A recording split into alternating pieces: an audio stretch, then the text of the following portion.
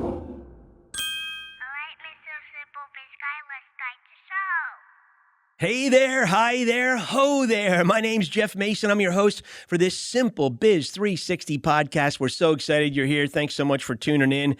We've been picking up some audio listeners recently, so we're really excited. Thank you very much. And you can find us on 28 audio platforms, as well as our own YouTube channel. You can get us on Rumble. You can get us on IGTV, Instagram TV, and then also SimpleBiz360.com. We catalog every episode. It's a podcast tab. You go there, and we've got all 5 seasons of the episodes there, complete with notes, complete with links to the YouTube channel, and also the songs that we suggest at the end of the show.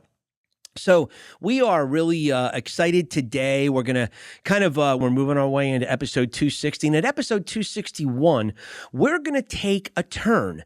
And we're going to do something a little bit different. It's going to come out twice a week. I think you're going to like it. It's a little bit shorter.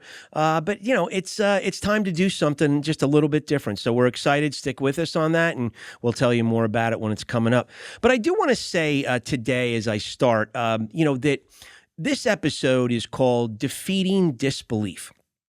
And I have to give credit to a company called Lanier Business Products. I worked in the thought processing division in New York City back in the early 80s, which I think today would probably be called the thought copying division, because I don't think we think enough as a society and as businesses too. But it was interesting. They taught me a ton of stuff, and they taught us a set of tools that I want to, again, present to you today. Now, this is not the first time I presented this. This has to be maybe the 5th time I presented it over 241 episodes. And I really want to spend some time on that. Why am I repetitious with certain things that I talk about?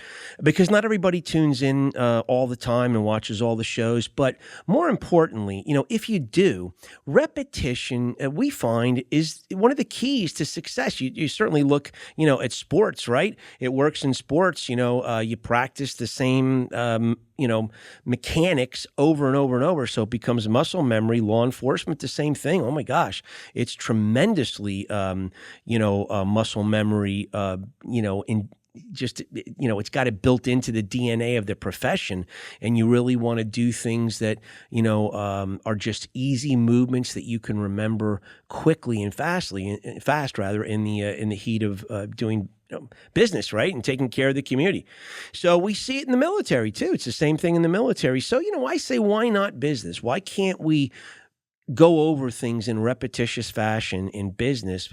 Because it really helps us hit home. Marketing, you see marketing, they do, sometimes you'll pass billboards from the same company over and over and over and over. And you see some organizations and companies do studies on it, and they find that the repetition of those billboards, every quarter mile, just, you have 10 of them and they pay dividends. So, it's worth it. So we're going to be a little repetitious in this, but, I've got to kind of tee this up by saying that the world is a confusing place today.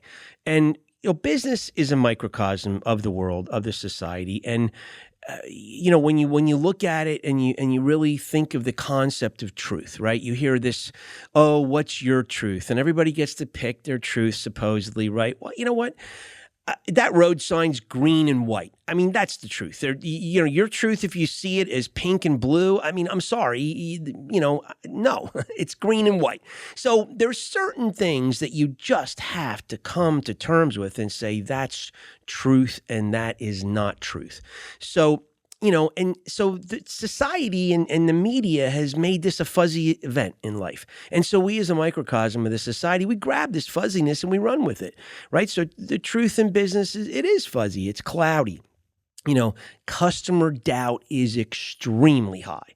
Customers definitely, know that they've been told lies before. They know that many sales organizations, many salespeople, many executives, many managers, many, issue resolution personnel that they interact with on the telephone are just telling them what they want to hear, and the truth is way different than what they're being told. So they know this. We're not pulling any wool over anyone's eyes. I've said this, a gazillion, 15, 20 episodes. We're not pulling the wool over their eyes. So they know this going in. So what can businesses do to combat this disbelief and doubt and low customer trust?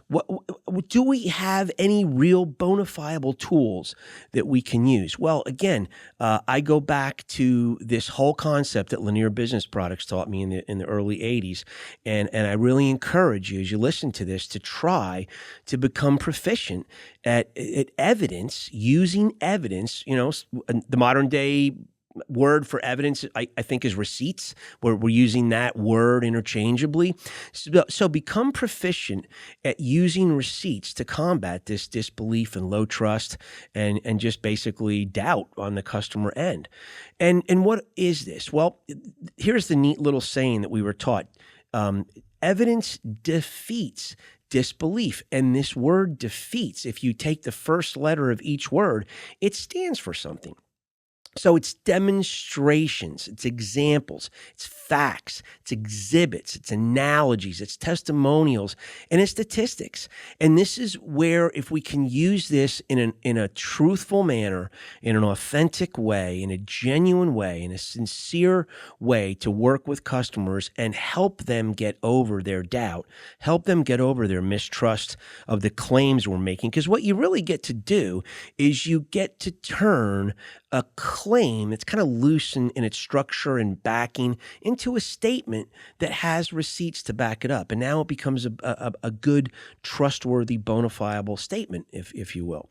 So, when you look at this, I've got a couple props on this table. One of them is, this big book here, and I'm sorry if you're listening to the show and you can't see it, but I have a binder that's probably, I think it's about a 5-inch 3-ring binder, and it's loaded with material in there that has sheet protectors on it. Now, what is this? This is my career. I'm going to actually turn it, and you can see it's called the Site Seller, right? Well, my manager early on, Morris Ash, when I was working with him, he said, start compiling your own personal Site Seller. And what's in there are all the receipts. If I say to somebody I did something and they doubt it, or they don't trust it, or I don't even leave it to them to doubt it or not trust it, I show them it. And I can pull it out and show them that I was the, initiator. I was the creator of it. I was the overseer of it. I was basically backing up the claim I'm making so that it is a true statement now.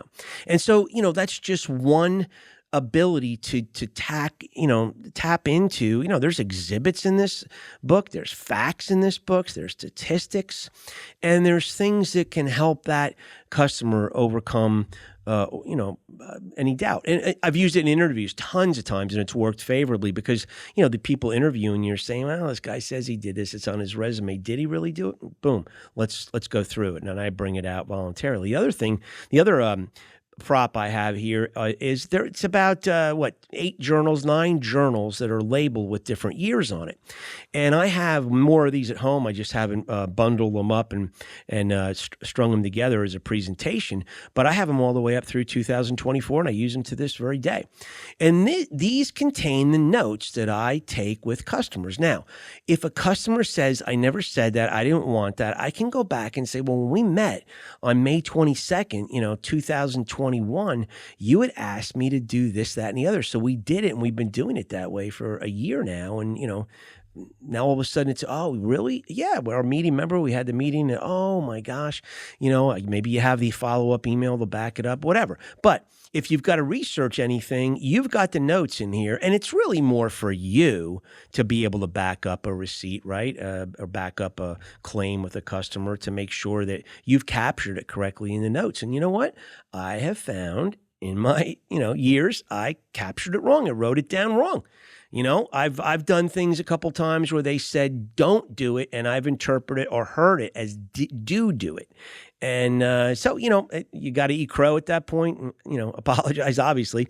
But, so these are some things that are availed to us, and we have them at our fingertips. We can do them electronically. We can put them on our websites. We can put them on flash drives. We can do PowerPoint presentations. We can print it and bring it. We can send it to customers in the form of PDFs.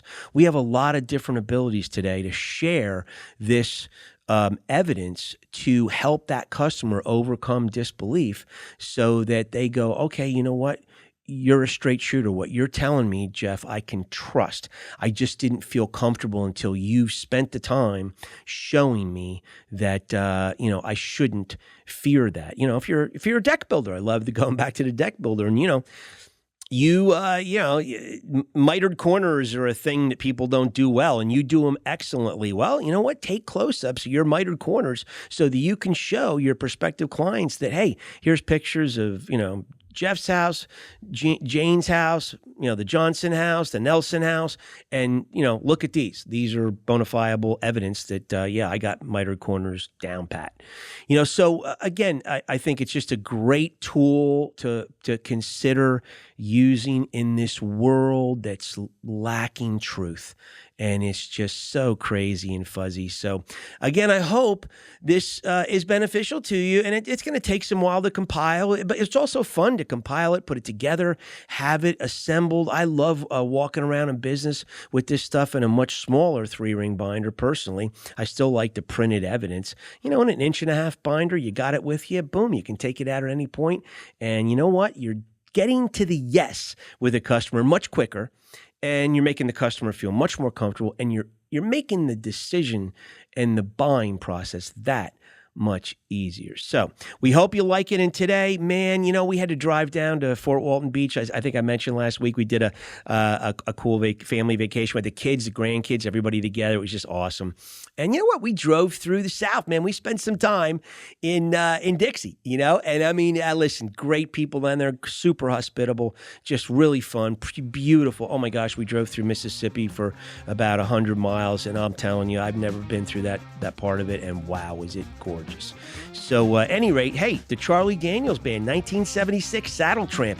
Man, they did a tune on their Dixie on My Mind. It is a cooking tune, and Charlie is his best on the fiddle. I do hope you enjoy it. The links on the YouTube version of our show. And guys, we're excited you're with us, and we will see you in 168 hours. See you next week.